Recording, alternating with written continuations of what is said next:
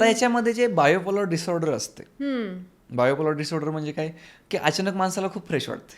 Bipolar बरोबर. बायोपोलरमध्ये अचानक खूप फ्रेश वाटते आणि अचानक त्याला खूप डाऊन वाटतं. निगेटिव्ह वाटतं. काही काही माझ्याकडे पेशंट येतात की त्यांना 2-3 दिवस खूप फ्रेश वाटतं आणि पुन्हा 2-3 दिवस खूप डाऊन वाटतं. मग ते म्हणतात सर हे नेमकं काय चालू आहे, कशामुळे असं होते.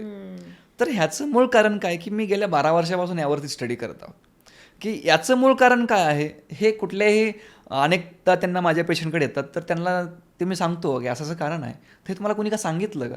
तर ते म्हणतात नाही सर 5 वर्ष झालं ट्रीटमेंट घेतोय, मेडिसिन घेतोय, पण त्या डॉक्टरांनी मला सांगितलं नाही की ह्याचं कारण हे आहे.